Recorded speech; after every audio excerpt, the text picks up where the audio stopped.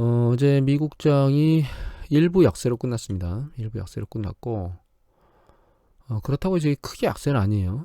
상황이. 유럽장은 뭐 2, 3% 많게는 한 4% 넘게 폭락한 곳이 있는 유럽 같은 게 어제 반등하긴 했는데 만회를 하지는 못했고, 아시아가 세게 빠졌죠. 이제 우리나라 주식 잠깐 보면 어제 2시 넘어서 갑자기 아래로 세게 고무박질 치기 시작했거든요.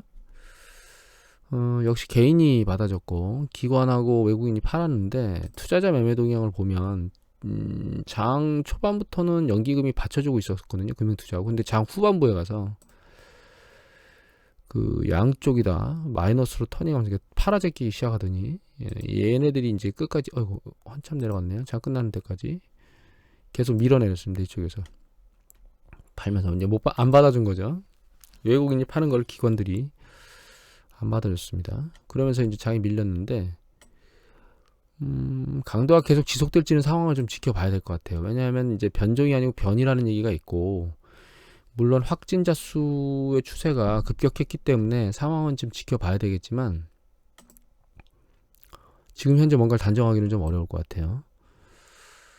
외국인들이 삼성전자를 팔아 제끼는 정도가 감소하고 있습니다. 삼성전자가 지수에 차지하는 비중이 크다는 관점에서 놓고 보면 반도체 시장, 그러니까 반도체를 단기적으로 확 사서 끌어올렸던, 삼성전자를 끌어올렸던 외국인들의 매도 행렬이 이제 끝나가는 건가라고 한 번쯤은 좀 봐야 될 것 같은, 지켜봐야 될 것 같은 그런 상황인 것 같아요. 어제 경제 지표들이 나왔는데 중요한 지표는 뭐 크게 없는데 한두 가지만 볼게요. 미국의 그 주택 판매 하고 컨퍼런스 보드, 미국의 그 소비자 심리 지수 나왔고, 중국의 그 선행 지수가 나왔습니다. 컨퍼런스 보드에. 그래서 이게 이제 컨퍼런스 보드 차트인데요. 차트 보시면은 직전에도 떨어졌는데 오늘 또 떨어졌죠. 그래서 코로나 팬데믹 발생한 그 시기까지는 아니지만 그 정도로 많이 밑으로 밀려 있습니다. 지금 심리 지수가. 리테일 세일 쪽이나 이런 쪽이 계속 그 상황 추이를 잘 받쳐주지는 못할 수도 있다. 그런 생각을 하게 되고, JP모건이 내년 1분기에 마이너스 성장을 예측을 했었는데, 물론 다른 쪽에서 마이너스 성장이 예측됐다고 나온 건 아직은 못 봤어요. 소비 심리가 이렇게 악화되는 과정을 계속 지속한다면 그럴 수도 있겠다라는 생각을 이제 계속 하게 됩니다. 그리고 아직 좀 더 보고 얘기할까요? 이건 어드바이저 퍼스펙티브에 나오는 아까 그 주택 판매, 기존 주택 판매인데요. 시기 주택이 아니고, 잘 보시면 여기까지 올라갔다가 살짝 내려왔거든요. 그런데 이제 이 차트를 잘 보시면 원래 추세선상으로 이렇게 올라가고 있었죠. 그러니까 이 추세, 이 붕괴됐던 추세가 계속 올라가는 추세로 있었다면 여기서 의향을 가지고 있던 사람이 여기를 메꿨다 이렇게 생각을 하면 되겠죠. 다만 이 추세가 계속 이어지는 게 아니고 이 향후 추세를 좀 더 봐야 될 것 같아요. 이거 말고 이제 제가 보여드렸던 기억이 안 나네요. ABI인가요? ABI하고 그 다음에 그 다치 모멘텀 보면, 다치 모멘텀 같은 경우는 상업시설하고 공공시설인데 상황이 안 좋아졌었고, 심리지수가 확실히 내려가고 있었죠. 그 다음에 ABI도 요번 들어서는 내려갔었는데, 건설, 주택하고 건설과 관련된 시장 자체는 어쩌면 정점을 쳤을지도 모릅니다. 상황을 좀 더 지켜봐야 될 것 같아요. 그런데 특히 주택시장 같은 경우에는 이거 월도미터 데이터인데 그러니까 영국이 보시면 이렇게 급등하고 다시 그러니까 35,000으로 이제 최고치를 쳤다가 내려오긴 하고 있는데 아직 3만대에서 놀고 있습니다. 이게 왜 중요하냐면 영국이 봉쇄를 지난주에 강력한 봉쇄를 했거든요. 그럼에도 불구하고 지금 상황이 이렇다는 건 정말 전파력이 강한 거 맞는 것 같아요. 그 저명한 전문가가 도대체 70% 전력이 늘었다는 게 뭔지 모르겠다라고 하는 기사를 제가 어제 잠깐 읽었었거든요. 그렇다 하더라도 뭐 그게 어떤 데이터인지는 알 수 없다 하더라도 봉쇄 조치를 강화했음에도 불구하고 이렇게 그 상황이 약간 조용해지지 않는다는 거는 일단 확실히 뭔가 문제가 있다는 건 맞는 것 같죠. 제가 그 유럽 CDC 데이터를 보여드렸는데 지금 안 보여드리는 이유가 주간 단위로 나오기 때문에 이제는 좀 지나 이게 한 주에 한 번 정도 봐야 돼요. 독일도 강력하게 본세를 계속 취하고 있음에도 불구하고 추세가 안 잡히고 있이 지금 올라가는 것 같아요. 이런 상황이면 의료시설은 뭐 더할 나위가 그러니까 뭐 추가로 말할 필요가 없을 거예요. 어떤 강력하게 뭔가 액션을 취해야 될 것 같고, 저희 같은 경우는 지금 1000명 단위 왔다 갔다 하고 있는 1000명에서 오르락내리락 하고 있는데, 저기 요새 그 백신 관련된 뉴스 보도들 계속 보면서 좀 짜증이 나는데, 여기 보면 일간이 막 10,000명 단위잖아요. 여기 누적 수는 100만이 넘었을 겁니다 아마 유럽 같은 경우에는. 이 백신을 지금 맞춘다고 해서 이게 해결될 문제가 아니거든요. 그러니까 그것 때문에 자꾸 조급하게 그렇게 하면 백신 관련해서 그 매수를 하려고 하는 그런 딜을 할 때 가격 협상이 제대로 되겠습니까? 일단 정책 당국에서 하는 대로 상황을 좀 지켜보고 뭔가를 좀 해야 되는데, 이 미디어가 뭔가 어떤 위험한 상황에 도움이 되는 게 아니고 전 좀 안 좋은 방향으로 계속 가고 있는 게 아닌가, 그런 생각을 계속 하게 됩니다 사실. 뭐 정책, 그러니까 뭐 현 정부를 운운하고 이런 개념이 아닙니다. 전부 긍정적인 패턴으로 상황을 모으려면 결과적으로 확산세를 방지하는 이런 부분에 대해서 좀 더 무게감을 두고 있어야 되는데, 쓸데없는 곳에다가 신경을 쓰는 것 같아요. 영국 문제가 있는데, 영국 문제로 인해서 이제 영국 주변의 독일 전체는 다 봉쇄를 하고 있는 것 같아요. 영국으로서 접근하는 걸. 여기 보면 신문 중에서, 기사 중에서 이거 보시면 이 유로터널, 그러니까 영국하고 프랑스를 연결하는 유로터널 있죠. 그 터널을 막아가지고 이 차들이 못 건너가고 있는, 전부 다 무엇인가 화물을 운송하고 있겠죠. 그 완전히 막혀있는 기사를 보게 됩니다. 경제가 일정 수준은 멈췄다고 봐야 되겠죠. 이거 미국 CDC 데이터입니다. 미국 CDC 데이터인데, 이제 그 급등한 추세가 약간 잡히고 있는 것 같기는 한데, 물론 추세가 이렇게 확 밑으로 내려와 주지 않는다는 게 문제고, 여기 보시면 이거 존스홉키스 데이터인데, 이 확진율이요, 내려오다가 섰어요. 서서 뭐 옆으로 멈췄거든요.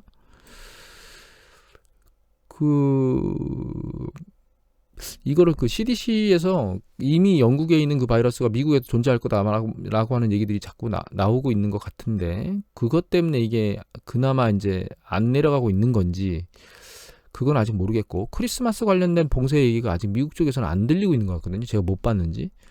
유럽 같은 경우에는 크리스마스 봉쇄를 완전히 하겠다는 얘기들이 막 들리고 있는데, 그 이후의 상황이 좀 더 위험해지지 않을까 하는 생각이 드네요. 그리고 이제 코비드 트래킹닷컴인데, 제가 이번 환자 숫자가 이상하다고 막 계속 느낌 이상하다고 얘기를 드렸는데, 내려오던 게 갑자기 환자 수 2,000명이 탁 증가하면서 위로 튀었습니다. 원래 내려가는 게 좀 이상한 상황이었다고 저는 느꼈는데,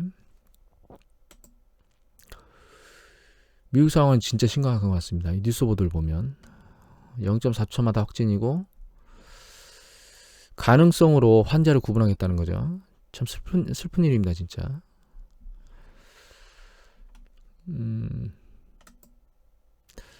이제 코로나 사태 그만 보고요. 어제 애플이 전기차를 생산하겠다고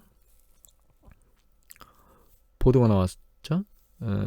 이거 공식 확인은 안 한 것 같이 보도가 나왔는데,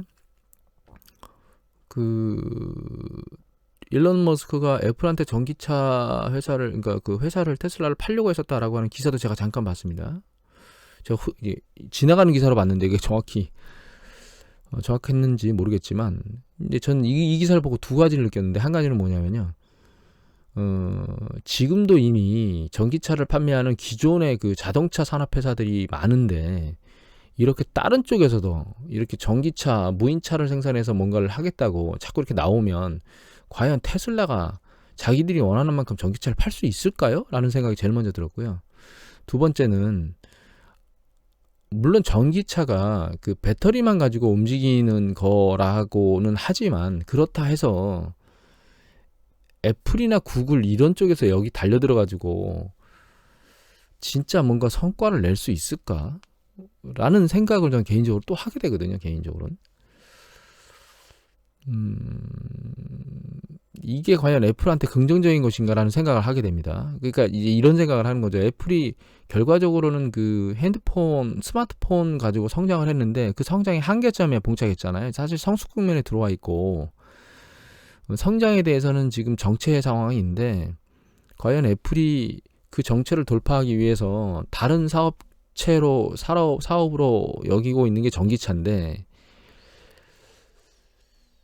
그게 과연 성공할까? 기존에 자동차를 만들던 회사들도 전문가들이 뛰어들어서 뭔가를 하고 있는데 뭐 애플이 프로그램을 잘하고 이런 것들은 잘 알고 있습니다. 소프트웨어 그 OS도 프로그래밍을 하고 잘 하고 있으니까. 근데 그것이 과연 전기차에도 그렇게 통할까라고 하는 부분을 놓고 보면 애플도 한계점에 와 있고 제 생각에는 테슬라도 좀 유심히 생각해 봐야 되지 않나 그런 생각을 하게 되거든요. 이미 예전에 보여드렸지만 What of it to buy의 그러니까 2020년 1월부터 6월까지의 판매 대수를 보면 테슬라가 많이 팔긴 팔았습니다. 그죠? 18만 대 같아요. 여기 공 3개니까 이게 이제 뒤에 3개 붙어야 된다는 뜻이겠죠. 18만 대인 것 같습니다. 18만 대고 여기 보면 폭스바겐이죠.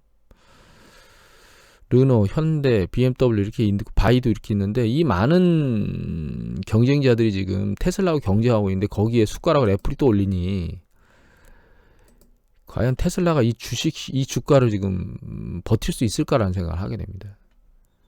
사실 이익도 퍼배수가 1287배지만 이 이익도 자동차 판매로 낸 게 아니고 탄소 배출권으로 내고 있는 이 테슬라가 이 배수의 가치를 과연 유지할 수 있을까라는 생각을 하게 됩니다. 개인적으로. 또 한 가지 주요 이슈는 이제 구글하고 페이스북에 대해서 미국이 이제 여러 주에서도 막 공격적으로 지금 반도점 관련된 소송들을 하고 있는데 이거는 중국에서도 그 알리바바나 텐센트 막 이런 쪽에서도 계속 중국 당국도 하고 있고 유럽에서도 지금 막 구글 페이스북 쪽에 이거 관련해서 계속 소송들이 이어지고 있거든요. 그래서 이제 계속 한동안 팽창을 보여왔던 이 온라인 쪽의 사업 관련인데 팽창이 커졌던 기업들의 독과점 문제 때문에 향후에 이 기업들의 성장이 약간 영향을 미치지 않을까, 그러니까 주식시장에 영향을 미치지 않을까, 성장과 동시에 그런 생각을 요새 하고 있거든요. 물론 제가 페이스북이나 이런 거 지난번에 한번 보여드렸었잖아요. 페이스북 같은 거 보면 여기 보시면 페이스북이 현재 그렇게 과도하게 비싼 건 아니에요. 여기 보면 32배 퍼 정도를 보이고 있는데 페이스북 과거 퍼배수를 놓고 보면 이게 극단적일 때 빼고 나서 2016년도 이렇게 보면 32배, 30배 때 여기는 이제 이익이 확 떨어졌을 때거든요. 그래서 한 30배 때 선에 있었기 때문에 지금 페이스북이 결코 비싸다고 볼 수는 없어요. 과거의 그 레이팅한 수준에 있다고 봐야 되죠. 그리고 여기 보시면 이게 지금 붕괴되기 직전인데 붕괴되기 직전보다 상당히 많이 올라와 있는 건 아닙니다. 사실 한 여기 보시면 붕괴되기 전에 220달러 정도 됐으니까 지금 267달러? 한 20% 올랐나요? 20%도 못 올랐죠. 그래서 크게 뭔가 이슈가 생긴 건 아니라고 보고 있는데 일정 수준 튄 정도가 있긴 하지만 그렇게 과하다고 페이스북은 안 보이거든요. 그 다음에 이제 구글 같은 경우에도 보시면 직전도에 있었던 거에 비해서 그렇게 많이 올라와 있는 건 아닙니다. 지금 5년치를 놓고 봐도 그냥 추세선상에 있는 건데 이 페이스북 퍼배수는 여기 보시면 과거에 이제 30배 수준 정도에서 너무 극단적으로 튄 건 제외하고요. 30배 정도 수준에서 왔다 갔다 했었기 때문에 지금 보시면 이게 33배거든요. 그러니까 과도하게 올라가 있는 건 아니에요. 약간 머리를 좀 더 들긴 했는데 하지만 예전에 2000년대 그러니까 IT 버블 붕괴 그 시기에 마이크로소프트가 반독점 관련해 가지고 그때 아마 제 기억으로는 익스플로러 기어 파일인가 뭐 그것 때문에 아마 제재를 그러니까 받았을 거예요. 근데 그게 성장하던 그 주식이 IT 버블 붕괴 이후에 성장 궤도 국면에서 추세를 잃어버렸었거든요. 한참 동안 횡보를 하다가 다시 머리를 들고 올라왔는데 구글이나 페이스북 혹은 중국에 있는 어떤 그런 그 독점 기업들 뭐 텐센트나 알리바바나 이런 여러 가지 기업들이 이런 고도 성장의 패턴을 계속 유지할 수 있을지는 아직 판단하기가 좀 모호한 상황이라고 생각하고 있습니다. 일단은 쉬어가는 작업은 하지 않을까. 이렇게까지 길어질 거라고 생각하기는 좀 애매하고요. 사실은 좀 쉬어가는 일정 수준의 패턴은 보이지 않을까라고 하는 생각을 개인적으로 지금 하고 있습니다. 영국에서 일어난 게 사실은 코로나 상황은 백신 상황 때문에 모든 게 다 끝나서 이제 코로나는 한물 갔다 끝났다 이렇게 생각하는데 갑자기 영국에서 변이라는 단어가 나오면서 시장을 뒤흔들었거든요.